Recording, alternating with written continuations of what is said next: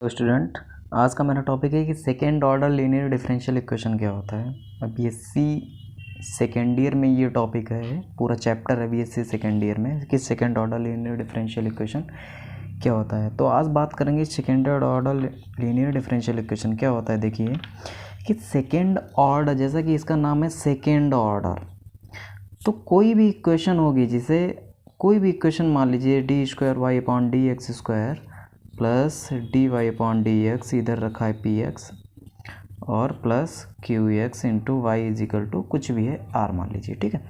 तो ओके, तो अगर किसी भी इक्वेशन की ऑर्डर 2 है तो उस इक्वेशन को second order linear differential equation कहते हैं। अगर किसी भी डिफरेंशियल इक्वेशन की ऑर्डर 2 है तो उस इक्वेशन को second order linear differential equation कहते हैं। ये ज़रूरी नहीं है कि इसकी घात चाहे 3 हो, चाहे 4 हो, चाहे 5 हो, इसकी घात से हमें लेना देना नहीं है, बस इसकी ऑर्डर 2 होनी चाहिए तो हमारा second order linear differential equation होता है।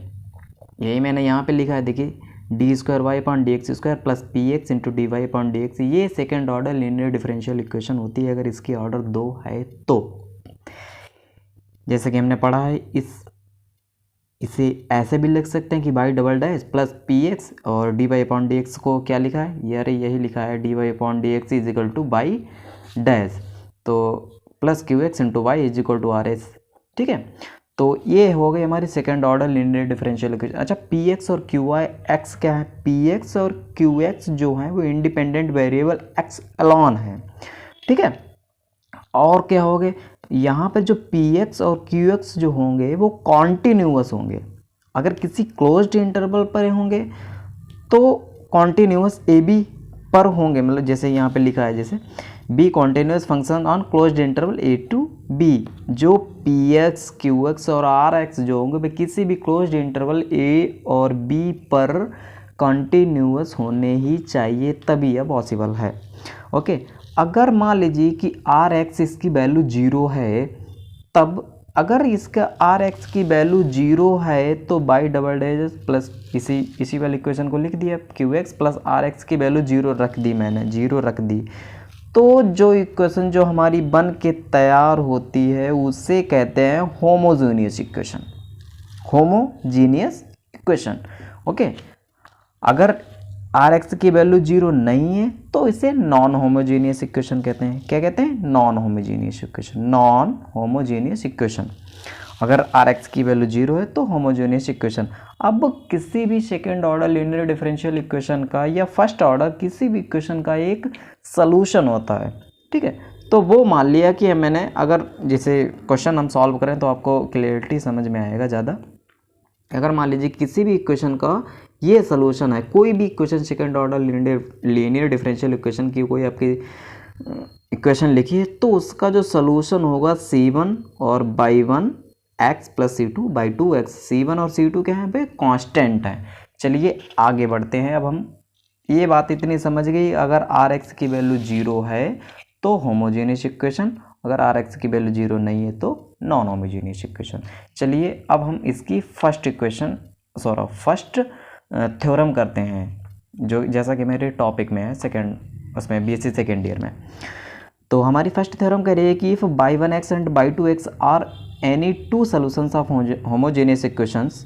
होमोजेनियस इक्वेशन ये लिखिए आपकी, by double dash plus P X by dash plus Q x by into is equal to 0। ये आपको क्वेश्चन दिया है, मतलब प्रूफ, ये थ्योरम है आपकी। Then C1 Y 1 X plus C2 Y 2 X is also solutions for any constant C1 और C2। हमारी क्या कह रहा है कि कोई एक होमोजेनियस इक्वेशन है जिसके सोल्यूशन बाई 1 और बाई 2 हैं, तब उसका जो टोटल सोल्यूशंस होगा C1 और बाई 1 प्लस C2 बाई 2, वो C1 और C2 के लिए इसका सोल्यूशन है, पहले से ही यही लिखा है। Then C1 Y 1 X plus C2 Y 2 is also solution for any constant C1 and C2।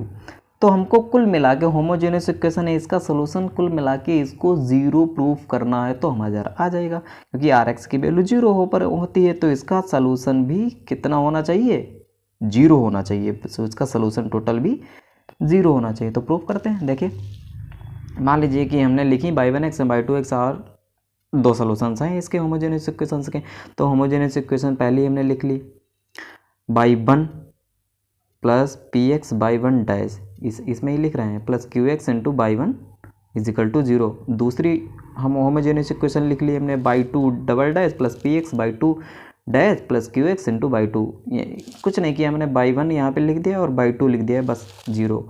अब इन इक्वेशन का एक सॉल्यूशंस होगा, अब जैसा कि मैंने पहले ही बताया कि किसी भी कोई second order linear differential equation का एक सॉल्यूशंस होता है, वो कितना होता है, Y is equal to C one Y one X plus C two Y two X. तो वो हमने लिखा, तो Y is equal to C one Y one plus C two Y two. X आप लिखें या ना भी लिखें तो कोई दिक्कत नहीं है उससे। तो इसे बाई वन लिख लिया मैंने, या बाई टू कुछ भी आप लिख लिए, ये इसे हमने नाम दे दिया बाई वन, ठीक है। ये फर्स्ट इक्वेशन का सॉल्यूशंस लिखा है, तो बाई वन लिख दिया मैंने। तो अब इससे डिफरेंशिएट करते हैं। डिफरेंशिएट जैसे कि आपको पता है कि बाई वन डैश एक्स के रिस्पेक्ट में करेंगे, किसके, एक्स के रिस्पेक्ट में।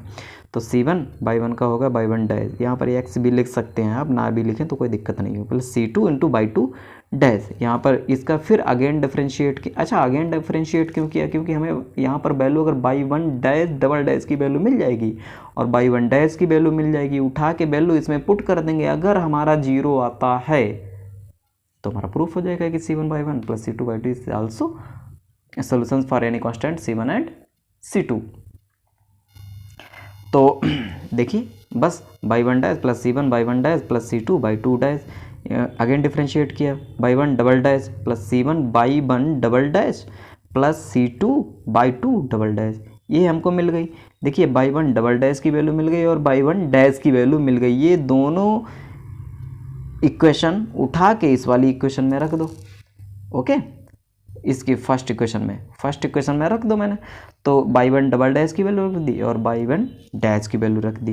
तो हमने बाई वन डबल डैश की वैल्यू कितनी है, C one Y one double dash plus C two Y two double dash, ये उठा के किस में रख दी, इसकी जगह पर रख दी, प्लस पी एक्स, ओके। तो पी एक्स फिर बाई वन डैश की वैल्यू कितनी है, बाई वन डैश की वैल्यू ये रही हमारी C one Y one dash plus C two Y two dash plus Q X कितना, क्यू एक्स ये रहा, और बाई वन की वैल्यू कितनी है, बाई वन की वैल्यू ये रही C one Y one plus C two Y two, ये हम बस, ठीक है। तो इतना हो गया, ठीक है। सी वन देखिए, अब जहाँ पे सी वन है वहाँ पे सी वन कॉमन लेते हैं, यहाँ से सी वन मैंने कॉमन लिया, यहाँ भी सी वन कॉमन ले लिया, यहाँ भी सी वन कॉमन ले लिया, ठीक है। तो सी वन कॉमन ले लिया, यहाँ पर बचा by one double dash plus यहाँ पर बचा बाई वन डैश और पी एक्स मल्टीप्लाई में जाएगा ना, तो P X into Y one dash plus यहाँ पे मैंने सी वन कॉमन लिया है ना, तो क्यू एक्स और बाई वन, ओके।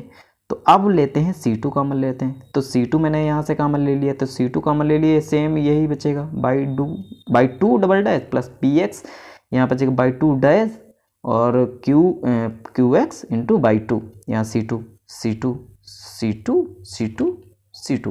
तो ये हो गया C1। अब देखते हैं कि ये क्या हमको मिल गया है, होमोजीनियस इक्वेशन जो हमने पहले लिखी थी, by one double dash plus P X Y one dash plus Q X into Y one dash, तो यही तो है।